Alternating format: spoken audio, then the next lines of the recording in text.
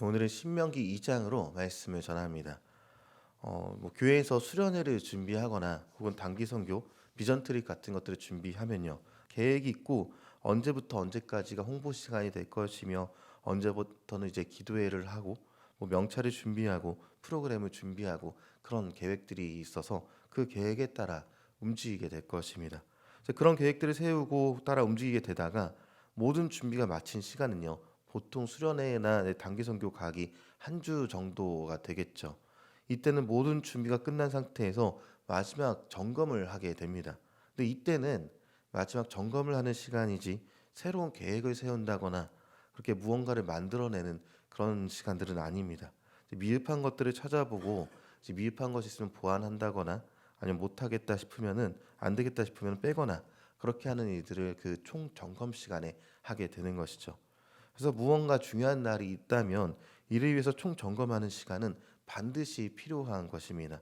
왜냐하면 그 이전에 어떤 준비들이 되었는지를 이제 알게 되고요. 그리고 처음부터 준비했던 것들의 목록을 하나하나 떠올려 가면서 정확한 확인들을 해 나가는 작업들이 그때인 것이죠.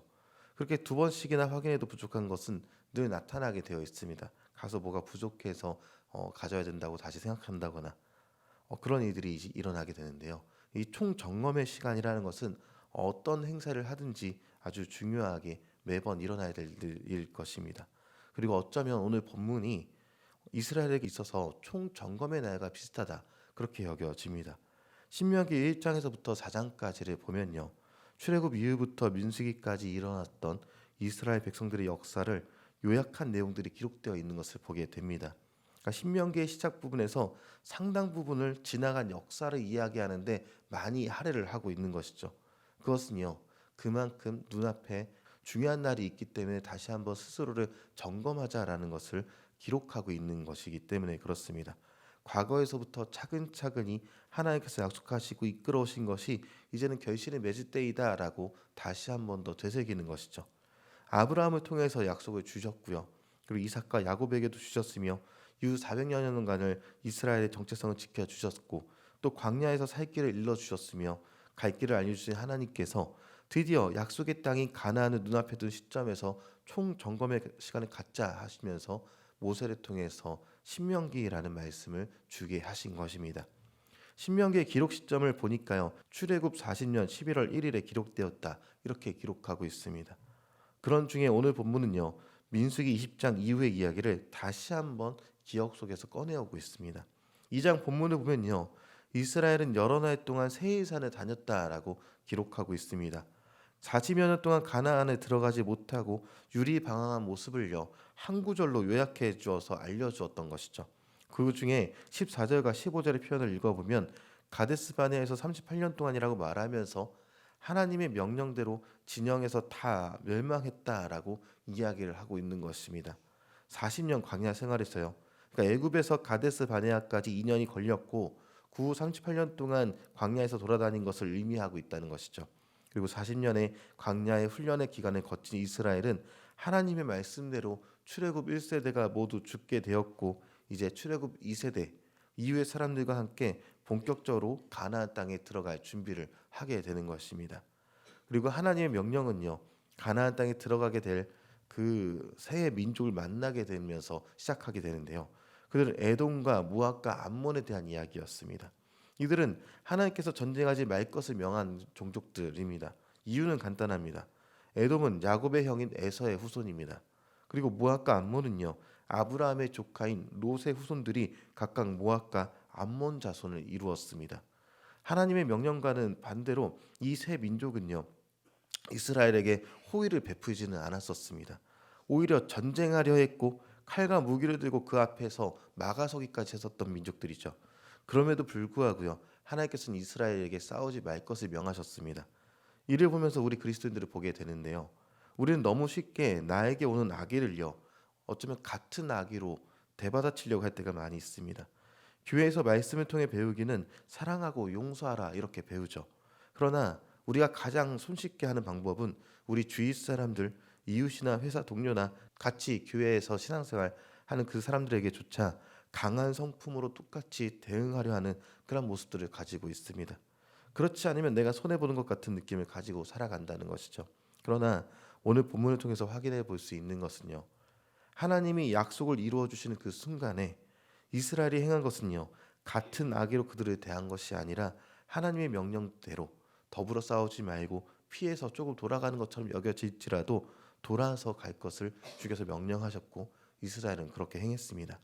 우리 또한 마찬가지로 세상과 더불어 똑같은 악의로 싸울 필요가 없다는 것입니다. 이제 이 세 민족을 지나 이스라엘이 만난 민족은요. 아모리 민족과 또 다음 장에 보게 될 바산 민족입니다. 아모리 민족은 헤스본의 왕 시온이 그리고 바산은 옥이라는 왕이 있었습니다. 이 두 민족 역시 이스라엘을 적대했으며 군사를 일으켰고 백성들을 공격했습니다.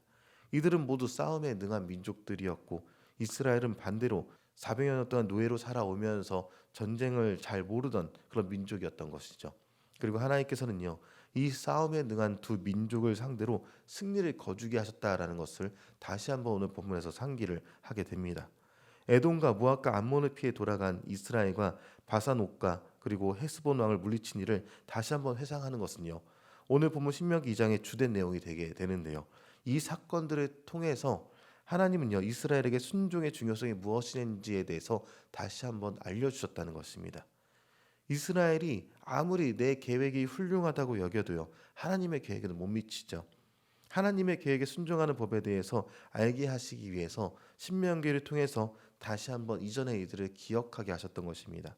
그리고 이스라엘이 이길 수 없을 것만 같았던 그 바산왕 옥이나 헤스본 왕 같은 그런 이들이 아무리 달려들어도 하나님의 힘에는 미치지 못한다라는 것을 다시 한번 기억하라. 이것을 알려주기 위해서 다시 한번 리마인드하면서 총 점검의 시간을 가졌던 것이죠. 그렇게 이제 이스라엘은요. 가나안 땅에 들어가게 되었을 때 첫 번째로 기억해야 될 것은 하나님께로 순종하는 삶이 얼마나 중요한지에 대해서 알려주고 있습니다. 그리고 이것은 우리도 마찬가지죠. 우리는 이 세상을 살아가면서 매일의 삶을 내 계획대로 살아가려다가 그렇게 노력하다가 실패할 때가 많습니다. 그때마다 주님은 과거를 돌아보게 하시고요. 우리를 어떻게 이끄셨는지를 상기시켜 주십니다. 말씀을 통해서 아니면 주변 사람들을 통해서라도 계속해서 우리에게 상기시켜 주시는 것이죠. 이스라엘을 이끄시고 다시 돌아보게 하신 하나님은요. 여전히 우리를 이끄시고요.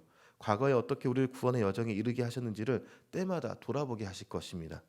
우리 그리스도인들은요. 하나님께서 구원해 주셨고 이끌어 오셨기 때문에 살아갈 수 있는 사람들인 것이죠. 그렇기 때문에 하나님의 말씀 앞에서 우리는 늘 정비되어 있어야 합니다.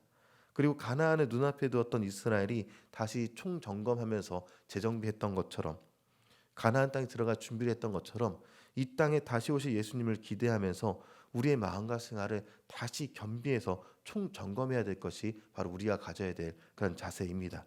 그렇기 때문에 오늘 하루를 살아가시면서 하나님께서 우리에게 허락하신 것들이 무엇인지 다시 돌아보고 겸비하여서 오늘을 승리하는 저 여러분이 되길 주님의 이름으로 축원합니다.